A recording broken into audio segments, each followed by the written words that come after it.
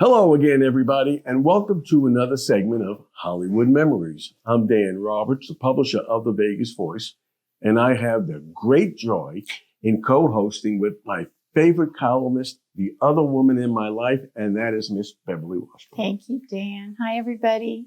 We're going to discuss something, but you know what I want to do? I want to also publicly thank you because coming up in a month or so, you will have been a columnist for The Vegas Voice for 15 years. Really? 15 years. Wow. And it just shows you how lucky I am having Beverly as part of our Vegas Voice family and my family. So I just want to thank you before I start blasting you on something else here. But thank you so much. Thank you. It's been my pleasure. We're going to discuss a movie you did when you were a very little girl, and it was called Here Comes the Groom. Right. And who was in that movie with you? Actually, it had a stellar cast. It was Bing Crosby, Jane Wyman, Franchot Tone, Alexis Smith. And then they had cameos with Louis Armstrong, Phil Harris, Cass Daly, who else? Frank Fontaine, Louis Armstrong. As you mentioned, it was a fantastic cast. You were just obviously a little girl. And with all those people, it was your picture that's there forever with Bing Crosby on the poster.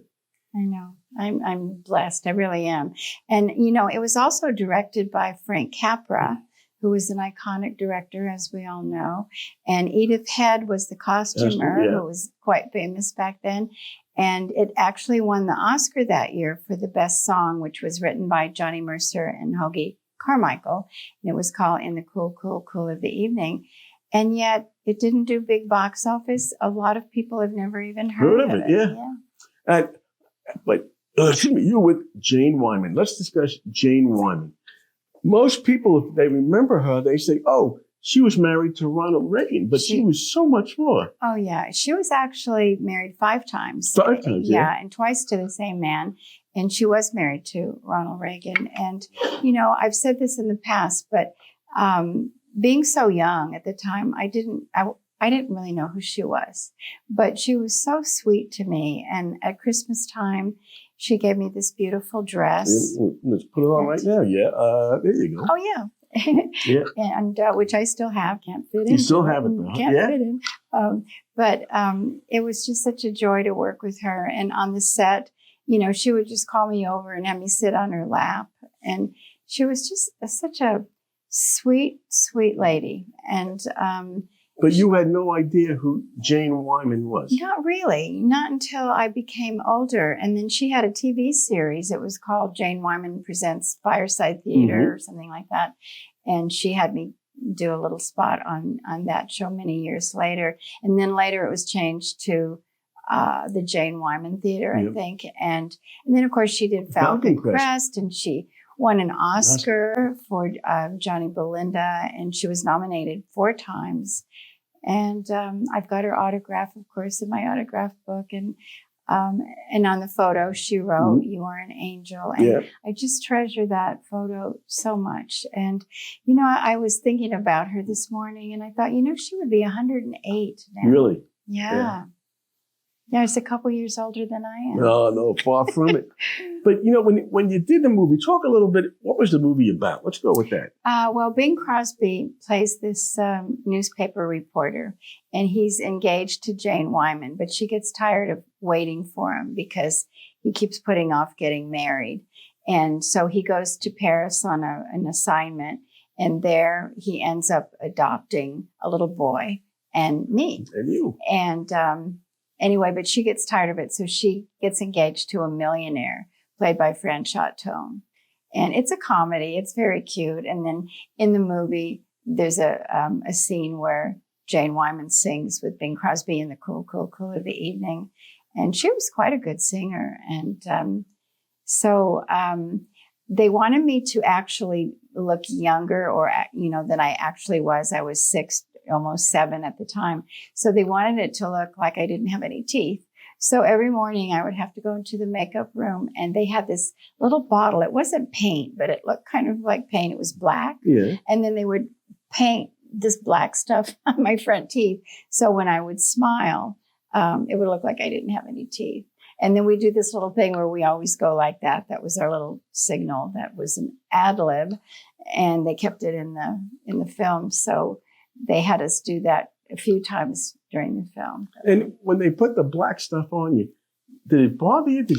You're just a little kid, and they're fixing with you, and they're touching you and stuff. It didn't freak you out at all? No, not at all. It was, it didn't hurt. It didn't burn or anything like that.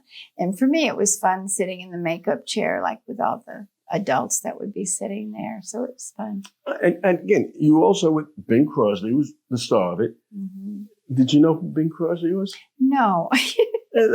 But because I was for me, it was just working, doing a job and having fun, because I always had a vivid imagination, and I would play house, as they called it back then. And so it was just fun playing somebody else. And I just thought I was working with some really nice people. So it wasn't until I became older that I realized just how important it was and how famous they were, because I didn't even know what famous meant back then. Yeah, no idea. No. All right, so you had these two big stars that you were working with as a little girl, but you had a director who was iconic and a legend. And he didn't faze you at all either, huh? No, not at. He was a wonderful director and always nice. The other little boy in it was an actor, a kid actor who really was French, and they brought him from France to do this film. And so on the movie poster, it shows Bing Crosby holding two little kids. Right. So that's the little boy and me. We were both supposed to be orphans, and he adopts us. And so he just treated us so well, and it was just fun. And of course, we had to have schooling on the set 3 hours a day, and they have all the rules, and then we had little people as our stand-ins, because they use stand-ins for actors. So when they set all the camera and the sound and the lighting and all that, rather than having the actors stand there for, sometimes 30 minutes or so, they do it, they have stand-ins. But because we were children, they couldn't have another child do that. So they hired little people to. And did you find the whole thing odd, or you found it enjoyable? It's just so different than the ordinary life of a little girl, a little boy back then. Yeah, that's true, Dan. But I don't know. I look back over my career, and it was just a joyous time for me. And I feel so grateful for all the memories that I have. And, you were nice enough to invite me to write a column for the Vegas Voice. And so, as you probably know, if any of you read it, that I write about Hollywood memories and all the fond memories that I have and will always have as long as I have my wits about me. All right, so let's go back to Jane Wyman.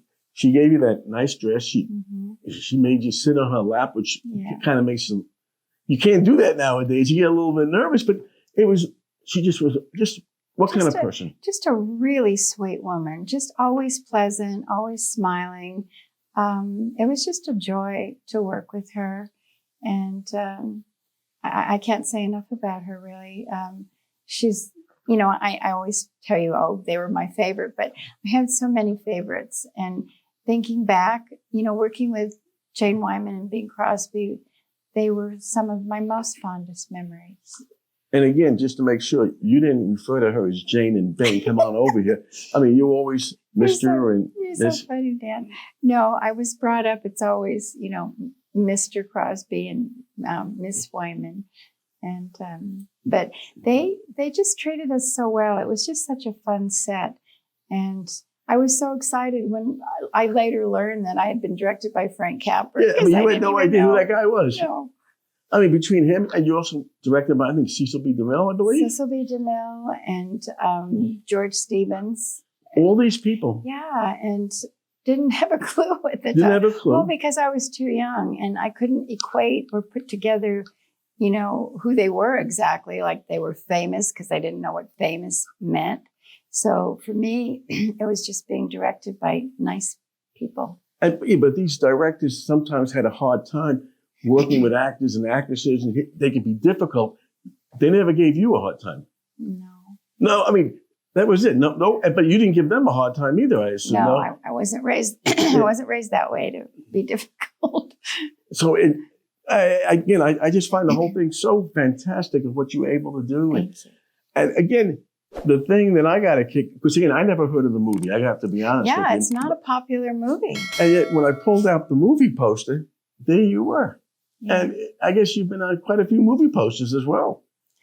Yeah, I don't know how that happens, but I'm always grateful. And just shows you how lucky I am at the Vegas Voice having Beverly with me. And even after the shoot is over, she still talks to me. So I really, really get a kick out of it. So again, I thank you so much. We're going to have you back on again. We have some other things planned, hopefully. And this is Dan Roberts and Beverly Washburn for Hollywood Memories. And we'll see you again next time. Thank you, again. Dan. Thank you, everybody.